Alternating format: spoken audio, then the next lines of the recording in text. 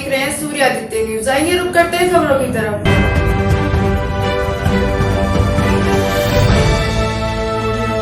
Ghaziabad Hindon airport से 1 मार्च 2025 से बेंगलुरु, कोलकाता और गोवा के लिए उड़ान शुरू हो रही है। आज इस उड़ान के लिए उद्घाटन हुआ है। इस उड़ान की पहली यात्रा केंद्रीय मंत्री किंजरापू राममोहन नायडू, लोकसभा सांसद अतुल गर्ग एवं कार्यकर्ता व जनता इस फ्लाइट से गई है। एक बड़ी सौगात मिली है। वहीं 22 मार्च से चेन्नई और जम्मू कश्मीर के लिए उड़ान शुरू की जा रही है। नई मार्गों की शुरुआत के साथ यात्री अब हिंडन एयरपोर्ट से इन प्रमुख शहरों के लिए सीधी उड़ान ले रहे हैं। पत्रकारों को मेरा नमस्कार।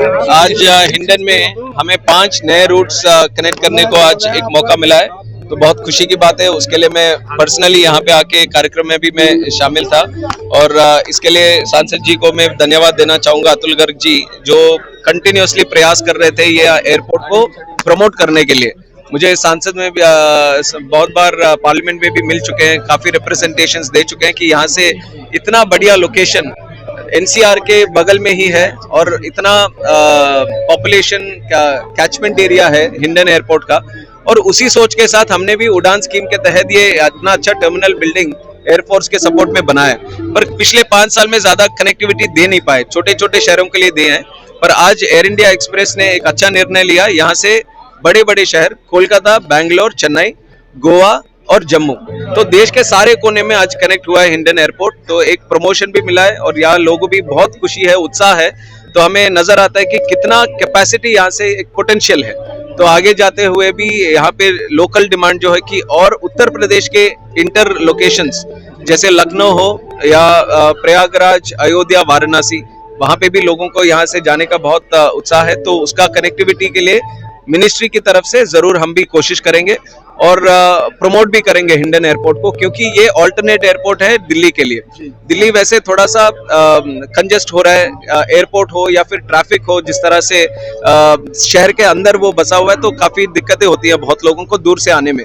तो उनके लिए जो यमुना के इस तरफ है, ईस्ट दिल्ली हो या फिर नोएडा, गाजियाबाद, तो वैसे ही बड़ा शहर है, तो वहां से ही लोग ट्रैवल करने के लिए एक बहुत अच्छा मौका है हिंडन एयरपोर्ट। तो आगे जाते हुए हमारी कोशिश बिल्कुल यही रहेगी कि हिंडन एयरपोर्ट को प्रमोट करें और यहाँ से बड़े बड़े शहरों को कनेक्टिविटी हम शुरू करें।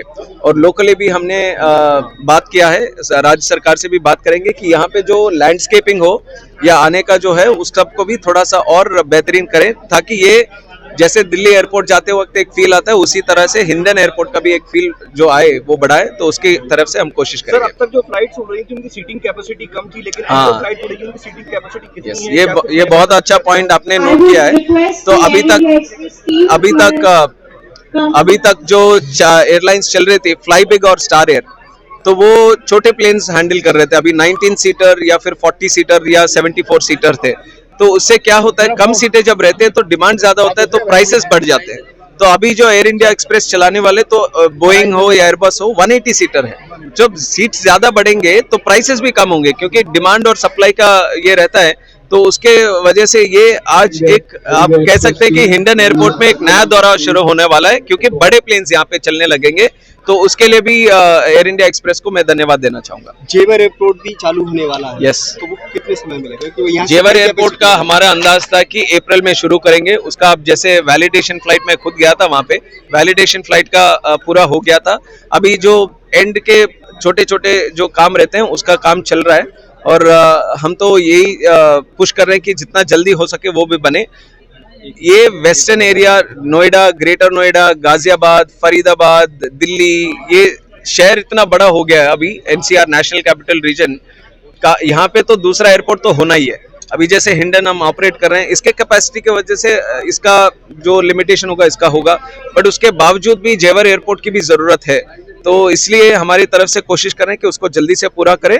हमारा टाइमलाइन था कि अप्रैल में करें और उसके लिए हम पुश कर रहे हैं। सर, आपने कहा है कि लंदन की फ्लाइट भी यहाँ से शुरू करने की कोशिश करेंगे, क्या कुछ मतलब उसकी आगे की रूपरेखा रहेगी? नहीं, मेरा कहना का संभावना था कि यहाँ से इंटरनेशनल कनेक्टिविटी की भी हो सकती है आगे जाकर, जिस तरह से लोकेशन वाइज है। तभी मैंने कहा हिंडन से लंदन भी उस एस्पिरेशन के साथ हमें आगे बढ़ना चाहिए।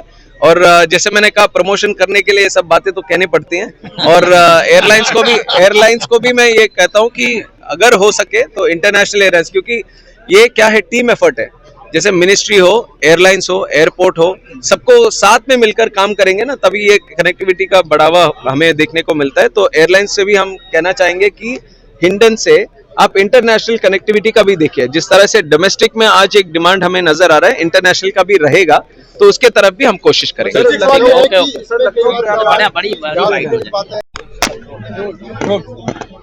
सांसद जी, आज गाजियाबाद के हिंडन सिविल टर्मिनल से बड़ी उड़ानें शुरू हुई हैं, क्या कहेंगे? काफी लंबे प्रयास के बाद ये शुरू हुई हैं। ऐसा एक गलतफहमी के कारण ये शुरू नहीं हो पा रही थी। ये शुरू तो पहले ही हो जानी चाहिए थी और पहले ही इसका एयरपोर्ट का उद्घाटन भी हो चुका था, लेकिन मंत्री जी ने इसमें इनिशिएटिव लेकर के इसे चालू करा दिया और उन्होंने आज आपके सामने कहा भी है कि इसे इंटरनेशनल एयरपोर्ट तक बनाने का प्रयास करेंगे। उन्होंने कहा भी गाजियाबाद से लंदन तक की फ्लाइट हिंडन से जाएंगी, ऐसा भी उनका सपना है। लेकिन फिलहाल यूपी के अंदर जितने भी डेस्टिनेशन है वो यहाँ से जल्दी कवर कराएंगे, ऐसा उनका प्रयास रहेगा। पश्चिम उत्तर प्रदेश के लिए कितनी बड़ी सौगात है आने वाले दिनों में, और कितना ये एक मील का पत्थर साबित होगा आज का दिन कि भाई यहाँ की एक इससे इमेज भी बनेगी गाजियाबाद की इज्जत भी बढ़ेगी और सुविधा भी बढ़ेगी। कितने आबादी को लाभ मिलने वाला? कम से कम 1.25 करोड़ लोगों को लाभ मिलेगा।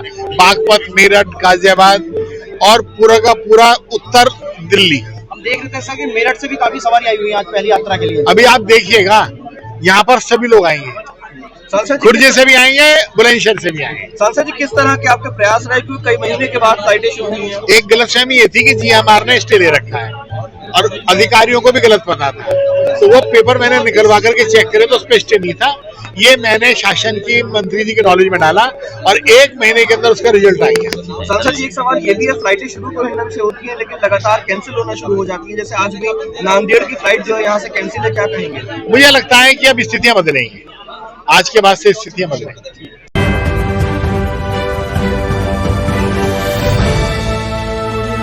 आज के लिए खबरों में बस इतना ही। कल फिर होगी आपसे मुलाकात। नमस्कार।